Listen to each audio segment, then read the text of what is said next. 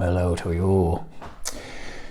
Sean Eugene Boy here, aka the Muscular Socialist. So this is the third part of my series about muscular socialism, which I believe is the answer to the problems of the 21st century, the 22nd century, and probably half of the 23rd century. And then something else will take over. So, you heard it here first. So the first episode was about muscular socialism, what it is. The second one was about the muscular part, which is meditations by Marcus Aurelius about self-empowerment. And the third is about the socialism, which is covered by the ragged, trousered philanthropists. Plural, it was singular last time. I said pissed the last time. Don't really want to dwell on that. But it's pissed. It's the ragged, trousered philanthropists by Robert Tressel, aka Robert Noonan. He was written about 1906. And Robert Noonan, quite an interesting guy, Irishman. He was not, as I said, an Irish labourer. I try to make it a little bit romantic. He was an actual sign writer. So he had a trade, and he went off to he went to South Africa, fought the British, which is unlike the Irish, which he did, and then he came back to England, and and this is about his experiences as a sign writer and what was going on in England at the time. So the book itself is set in the fictional town of Mugsborough, and that's another thing in the book. It's got these little wind jokes, so Mugsborough. And Mugsborough is actually Hastings, which I've been to, which is it's like a little gem.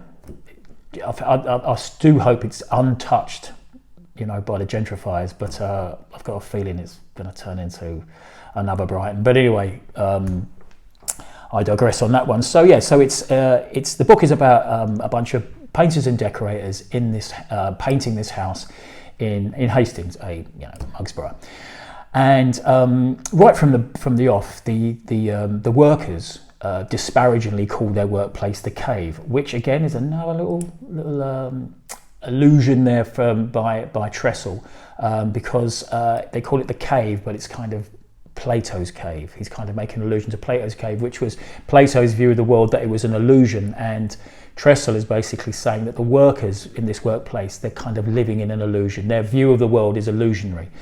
And the hero of the book, the voice of Robert Tressel, is a guy called Frank Owen. And Frank Owen, during a series of tea breaks, because basically the book is about their days, their working days, he sits down and starts talking to the workers about their lot.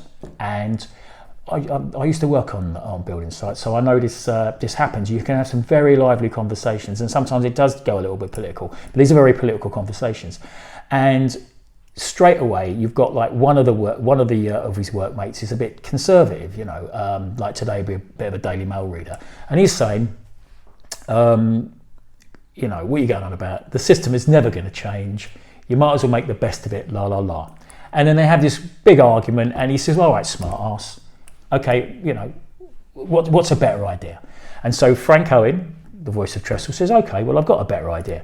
And so he does this thing, and this is the whole idea that underpins the book. The book is about this one thing, and it's called the money trick. Okay, so what he says to his workmates, he says, okay, I'll show you the system. So they've got some bread, so he says, give me your bread, and he cuts it up into 30 pieces.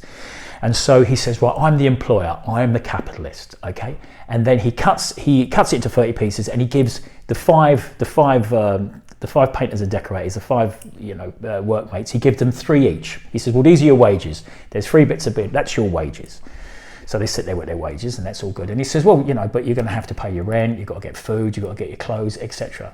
And they said, well, where are you going to get that from? So they look at him and he says, well, you can have to. And as the capitalist, as capitalism, they have to buy it off the capitalist. Yeah. So the capitalists own their buildings, which they rent him from, and obviously they own the place they get their food from and their clothes from. So in the end, they end up giving him all the bread back. So, and this is the beautiful thing is at the end of the tea break, they go through this thing. They've got nothing. The 5 guys have got nothing in front of him. And of course, Frank Owen, the capitalist, has got the 30 pieces of bread. Bingo. Okay? The penny drops. And all through the book, it's a tale of woe. It's 1906 England, working class. So there's not going to be a happy ending, you know what I mean?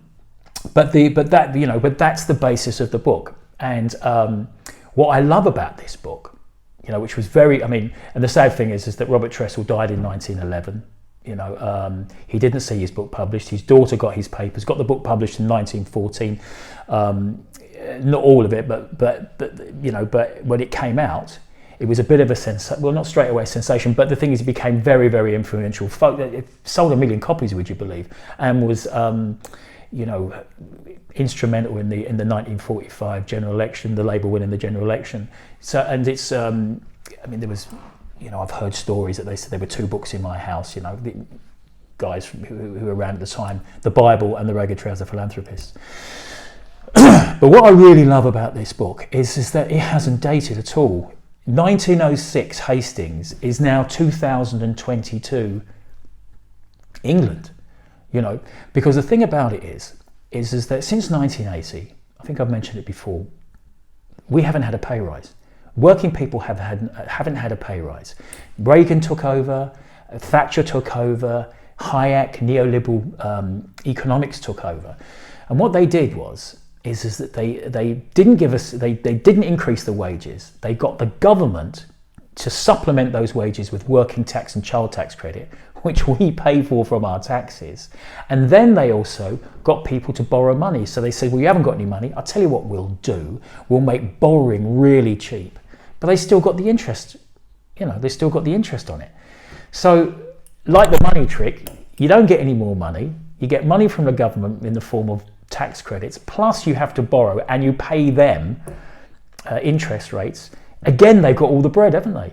And increasingly, especially with the younger generation, they're left potless, completely with nothing.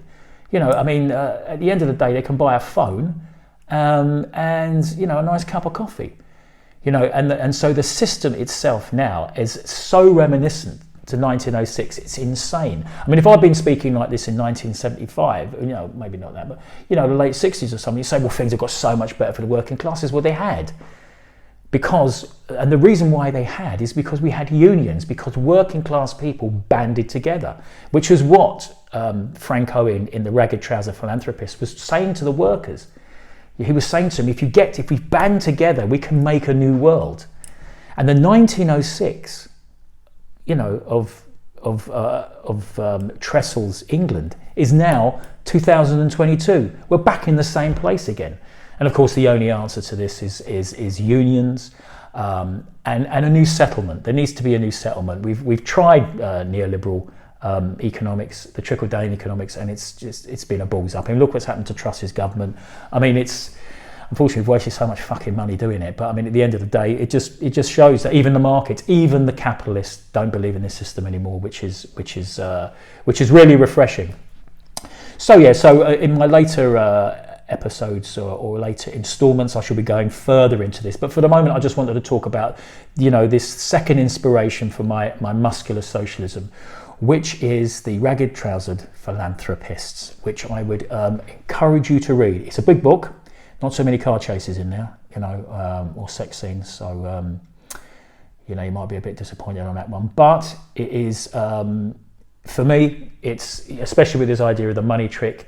It kind of gives a real clarity to my political beliefs. I've read, and the funny thing is, I've read Marx. I've gone, I've read Hegel.